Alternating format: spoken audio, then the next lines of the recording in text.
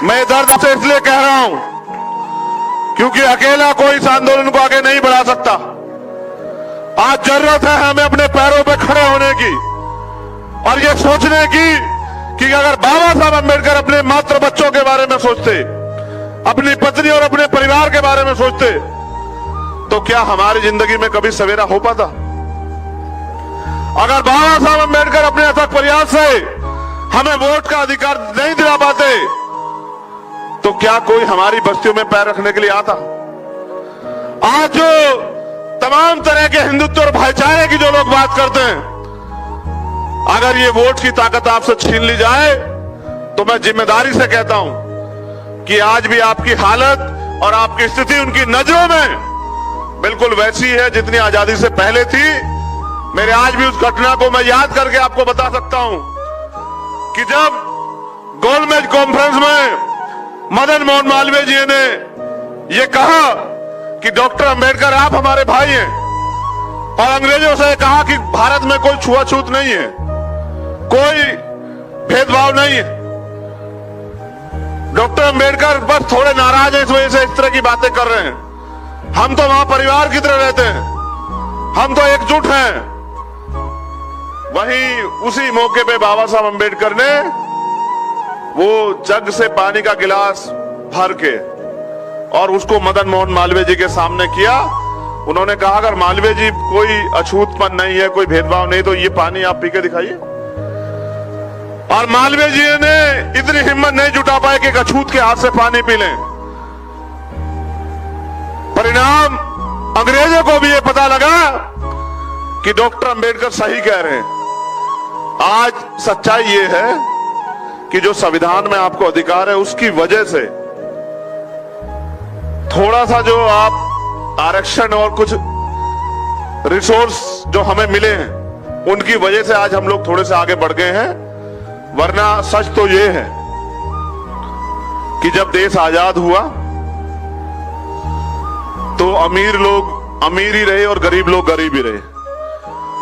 और आजादी से पहले जो इस देश में व्यवस्था थी, जो ब्राह्मणिकल सोशल ऑर्डर के आधार पर सामाजिक गैर बराबरी और आर्थिक गैर बराबरी थी, उसके शिकार आज भी हम हैं। और मेरे याद है बाबा साहब अम्बेडकर ने कहा था संविधान को सौंपते हुए कि राजनीति में वन वोट वन वैल्यू, इस वोट के आधार पर राजनीति में तो हम लोग बराबर हो जाएंगे, लेकिन ब्राह्मणिकल सोशल ऑर्डर के आधार पर जो सामाजिक गैर बराबरी और आर्थिक गैर बराबरी आज भी कायम है, जब तक हम उसका अंत नहीं करते तो इस देश में हमारी राजनीति भी कामयाब नहीं हो पाएगी। आज आप नोटिस कीजिए, नौजवान साथियां बड़े पैमाने पर मौजूद हैं, इंटेलेक्चुअल साथियां बड़े पैमाने पर मौजूद हैं। आज देश में लोकतंत्र है ही कहां? क्या कोई गरीब का बेटा मेहनत करके आगे बढ़ सकता है? मैंने खुद उत्तर प्रदेश में चुनाव कंटेस्ट किया और उस व्यक्ति के खिलाफ कंटेस्ट किया जो उत्तर प्रदेश के सूबे का मुख्यमंत्री। जब मैंने कंटेस्ट किया तो मैंने ये देखने के लिए कंटेस्ट किया कि चुनाव होता कैसा है, लड़ाने में और लड़ने में फर्क है। मुझे एहसास हुआ कि अगर 50 लाख रुपए 1 करोड़ रुपए आपके पास नहीं तो आप चुनाव नहीं लड़ सकते हैं। तो आप ये अपने मन से सोचिए कि आजाद भारत में लोकशाही है कहां? कोई गरीब का बेटा अगर कितना भी मेहनती क्यों ना हो, कितना भी संघर्षशील क्यों ना हो, कितनी भी उसके दिल में सपने क्यों ना हो, लेकिन वो लोकतंत्र में अपनी बात को रखने के लिए इतने तमाम लोगों के जो बैरिकेड्स लगा दिए गए, उनको पार नहीं कर सकता है। आज भी हम लोग बाबा साहब अम्बेडकर के अनुयायी, लेकिन आज भी मीडिया, मनी, इन तमाम तरह की सुविधाओं से, रिसोर्सेज से हम लोग दूर हैं। और जिनके साथ मुकाबला है, अगर हमें पैंथर बनाना पड़ा, क्यों बनाना पड़ा? जब इस देश में कानून है, संविधान है, तो हमें क्यों बनाना पड़ा? क्यों हमें अपने लोगों की रक्षा के लिए निर्णय लेना पड़ा? उसका एकमात्र कारण यह है कि कानून बनाने की ताकत हमारे हाथ में नहीं है और कानून को लागू कराने की ताकत हमारे हाथ में नहीं। और अगर कानून को लागू कराने की ताकत हमारे पास नहीं है तो हम मात्र एक भीड़ है, और भीड़ को यो लड़ाई नहीं जीतती। भीड़ कभी कामयाब नहीं होती है, भीड़ हमेशा भेड़ होती है। हमें इस भेड़ की कैटेगरी से आगे निकलना पड़ेगा। मुझे आज एक तकलीफ और है, मैं उसको भी आपके सामने बयां करूंगा। यहाँ पैंथर बैठे हैं, ये रीढ़ है, इस आंदोलन की रीढ़ है जो लोग यहां बैठे हैं। बलि बकरी की दी जाती है, शेर की नहीं दी जा सकती।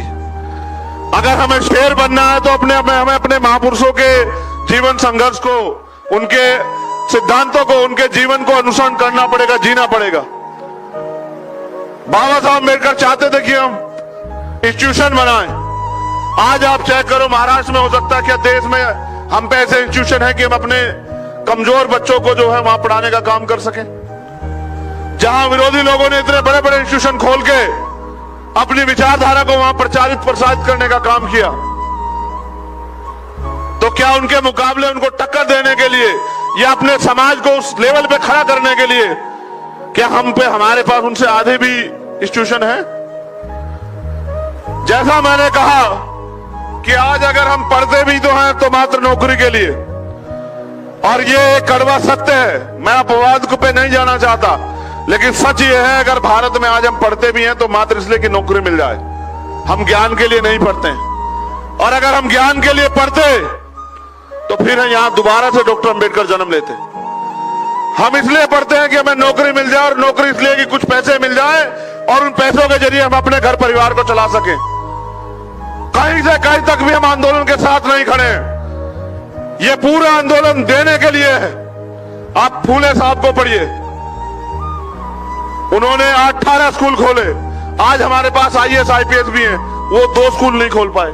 कौन जिम्मेदार? उन्होंने, आज हमारे लोगों को कुर्सी ना मिले उनको अपमान लगता है, लेकिन मां सावित्रीबाई फुले अपने अपमान की परवाह न करते हुए हमें पढ़ाने का काम करती थी। ऐसे चलते हैं आंदोलन। पैंथर अगर आगे बढ़ा तो पैंथर के लोगों ने अपना खून और अपना पसीना, अपना तन मन धन उसमें झोंका। और अगर भीम आर्मी ने अपनी पहचान बनाई, मुझे गर्व है भीम आर्मी का कार्यकर्ता होने पे कि पूरी दुनिया में जाने जाने वाली टाइम्स मैगजीन में अगर भीम आर्मी का एक कार्यकर्ता जगह बनाता है तो ये भीम आर्मी की ईमानदारी, उसके संघर्ष की पहचान है।